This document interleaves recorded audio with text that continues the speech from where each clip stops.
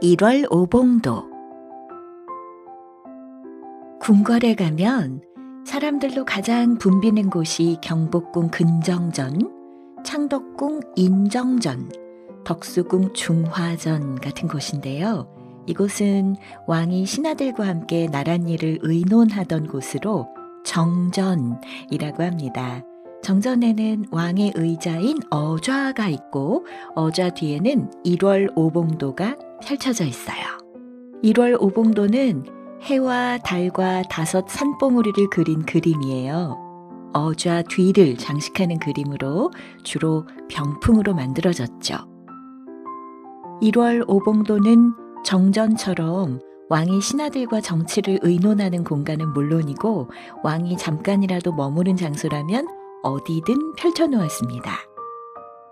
왕의 침실에도 있었고 야간 행차를 할 때나 과거 시험장 같은 야외에도 펼쳐져 있었죠. 심지어는 왕이 죽은 뒤에도 관 앞, 왕의 위패를 모신 신주 뒤, 왕의 초상화인 어진 뒤에도 있었어요. 왕이 살아있을 때나 죽어있을 때나 항상 뒤에서 왕을 비추며 왕의 권위를 드높이고 왕을 보호했던 그림이죠.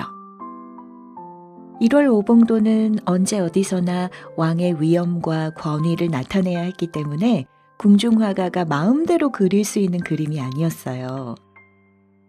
그림의 구도나 그림의 소재, 그림의 색깔이 정해져 있어서 엄격한 규칙에 따라 그려야 했습니다.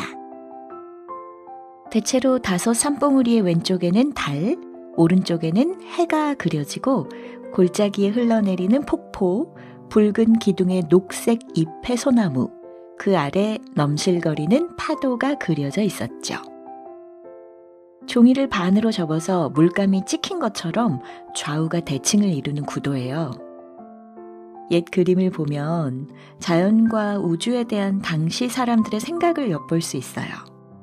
1월 오봉도의 해와 달은 왕과 왕비를 나타내고 땅을 상징하는 5 산봉우리는 세상에서 가장 높고 성스럽다는 중국 전설의 곤륜산으로 역시 왕을 나타냈습니다. 두 쌍의 소나무는 하늘과 땅을 잇는 하늘 사다리 역할을 하고 있고요. 왕의 권력이 하늘로부터 받은 신성한 것이란 뜻이죠. 또 장수를 의미하는 소나무는 왕의 권력이 오래 이어지기를 바라는 마음이었어요. 조선 후기 영조와 정조 시대에는 나라를 잘 다스리고 왕의 권력을 더욱 키우기 위해서 궁중에서 일어나는 일을 기록하는 기록화가 많이 그려졌습니다. 이 그림은 화성능행도라는 병풍 그림의 일부분이에요. 1795년 정조가 어머니 해경궁 홍씨의 회갑을 기념해서 아버지 사도세자의 묘가 있는 수원 화성으로 가는 8일간의 행차를 기록하고 있죠.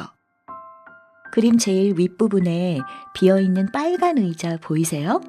거기가 바로 왕이 앉는 어좌이고 어좌 뒤에 1월 오봉도가 펼쳐져 있습니다. 아무리 궁중에서 그린 그림이라 하더라도 왕의 모습을 어느 그림에나 그릴 수는 없었습니다. 그림에 왕을 그리는 대신 비어있는 어좌 뒤에 1월 오봉도를 그리는 것으로 왕이 당시에 그 자리에 있었다 하는 걸 말해주고 있죠.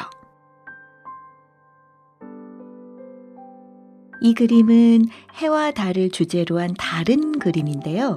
소나무와 오동나무에 해와 달이 걸려있는 이 그림을 1월 부상도라고 합니다. 1월 오봉도는 왕을 상징하는 그림이었기 때문에 양반이나 서민들은 사용할 수 없었어요. 1월 부상도는 해와 달과 나무를 크게 강조하고 산은 작게 그렸습니다. 소나무 사이로 해가 떠오르고 오동나무 사이에 달이 걸려 있죠.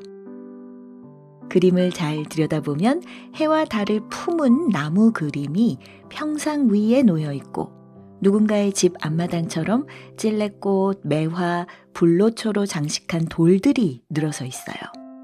1월 부상도는 홀례식 때 병풍으로 사용됐습니다.